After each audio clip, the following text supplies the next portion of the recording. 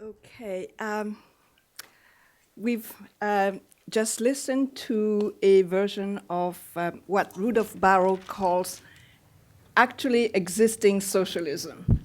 And for the Vietnamese case, I would like to refer you to Professor Regina Abrami, who knows how Vietnam functions and also is an expert on both Vietnam and China. I will indulge myself in a comparison of the Vietnamese and Chinese experience, especially in historical terms, rather than talk about how Vietnam functions today. Let me take you to number 13, One Ming Street in Guangzhou. It's June 1925. Ho Chi Minh has arrived there a few months earlier. We don't know exactly when.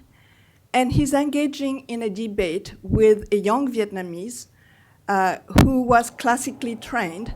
As some of you may know, Vietnam continued to hold Confucian civil service exams until 1915, well past the time when they were eliminated in China.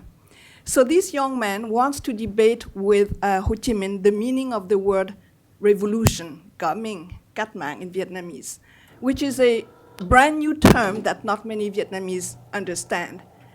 And as a classically trained scholar, he goes back to the tried and true, and he says, it's from the I Ching, and it's a trigram, and it means fire in the lake.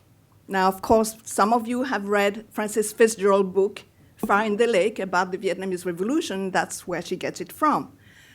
Ho Chi Minh says, oh, no, let's not be antiquarian. A revolution means the total replacement of an old regime by a new one. What I think he should have said was that a revolution is the total replacement of an old ideology by a new one. In fact, that was what he had been looking for ever since he left Vietnam in 1911 at the age of 21. Other people go to college, university. He went in search of a new ideology. He hadn't found it in the social Darwinism of the early decade, and but he did find in this new ideology in 1920 when he attended the Congress of the French Socialist Party and took the side of those who wanted to split from it and found the French Communist Party. It's not clear whether he had, at that time when he took part in the Tour Congress in July 1920, whether he'd read Lenin's thesis on the national and colonial question. Maybe he did afterwards. And it's not clear whether he ever read M.N. Roy's response to Lenin. M.N. Roy later on claimed that Ho Chi Minh had attended the school in Moscow that Roy was directing, but there's no evidence that the two actually met. Anyway, from Moscow, he made his way to Guangzhou with the mission of eventually creating an Indo-Chinese Communist Party, because the Comintern wanted to go along national lines, as despite its anti-colonial stance defined by colonial powers. So Indochina it would be. But first of all, he needed to attract young Vietnamese to his cause. And given the encounter with these young Vietnamese, he had a hard road to hoe. So he first created the Vietnamese Revolutionary Youth League, and eventually the ICP was formed in 1930. At the time, Ho Chi Minh was not there, not in Vietnam or indeed in Guangzhou anymore. In fact, he did not get back to Vietnam until 1941. Now, Ram mentioned Ho Chi Minh's charisma, but charisma and power and authority are rather different. By the time that Ho Chi Minh got back to Vietnam in 1941, he'd been out of the country for 30 years. A whole generation of communists had fought, died, and seized the leadership of their movement. And not many of them were willing to accept the leadership of this man they did not know and who had been out of the country during their very hard struggle of the 1930s. And it was Deng Tin, whose nickname means long march, Dang Dang, who played a very Confucian card and said, he's older than us. We should respect him. He's our elder. Now, in 1941, all of the Vietnamese, in particular Ho Chi Minh, had decided that the total replacement of an old system by a new one, or the total replacement of an old ideology by a new one, was no longer possible. By 1938, facing the threat of a Japanese invasion, the Japanese were already in Guangzhou, the Indo-Chinese Communist Party had decided to backtrack, to backpedal on class struggle, but also to revalorize the idea that tradition was good. Okay.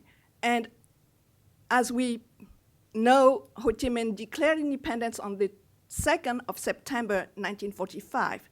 The next day, he made an appeal to students. And he said, you're about to go back to school. Be respectful of your elders. Be respectful of your parents and your teachers. Now, that's not a very revolutionary stance. So let me get into the comparison between Vietnam and China. Prasenjit very rightly said that the Chinese case combined, and in fact, socialism in Asia combined both nationalism and the idea of social transformation, a civilizational agenda. And that was certainly true in Vietnam. The combination of socialism and nationalism in both Vietnam and China took the form of the combination of war with revolution. But as we know, war is not a very good time to push forward a very radical transformational agenda. That was true for the CCP, and it was true for the Viet Minh, which is why in 1938 they decided to backpedal on both the class struggle and on the fight against quote-unquote feudalism or tradition. What distinguishes Vietnam from the Chinese case, however, is the longer combination of war and revolution. For China, that combination ended in 1949. And after that is the time when a huge agenda of reform took place under Mao Zedong. For Vietnam, that agenda did not end, and the war situation did not end until 1975. And in fact, we could actually extend it all the way to 1990, when the Vietnamese finally pulled out of Cambodia. So the fact that Vietnam was at war for a much longer time than China meant that the socialist agenda in its most radical form could not be pursued. The second is the relationship between the leaders themselves. As I said, Ho Chi Minh was not universally accepted as the undisputed leader of the communists. And that was true throughout his whole life. And so what it meant was that Vietnam had a much more collegial kind of leadership than the Chinese. There was no Mao figure in Vietnam who could impose his will unilaterally, not only on his colleagues, but on the country at large. And collegiality also meant compromise and a softening of the harder edges of radicalism. I would also mention another aspect of the difference. Vietnam, after all, is a much smaller country than China. And the relationship between the Vietnamese communist leaders and the peasants is much closer. For example, for a long time, a number of peasants throughout northern Vietnam were able to appeal to the leadership by claiming that they had helped the revolutionaries during their time of trouble. For one case in point, Dong Tin in particular took shelter in a village, which I have written about. And these villagers used the fact that they had sheltered him to make appeals. And what were they appealing? It was to do with reviving their own traditions, and to restore their communal house to their own use. In another case, the residents of a village wanted to, again, take back their communal house that had been taken over by to become the headquarters of the local branch of the Vietnamese Communist Party. And they just staged a sit-in in front of the Prime Minister's house. And they said, we won't leave, and we won't take part in the national elections until our communal house is given back to us. And the Prime Minister wrote to the local branch of the Communist Party and said, do something about it. Basically, give them back the communal house. So this kind of issues, the combination of social of revolution and war, the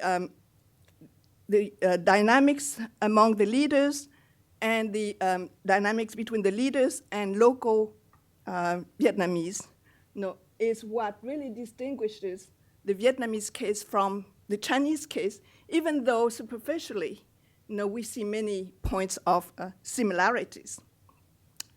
I also want to mention something that Prasenjit brought up, talking about collective property.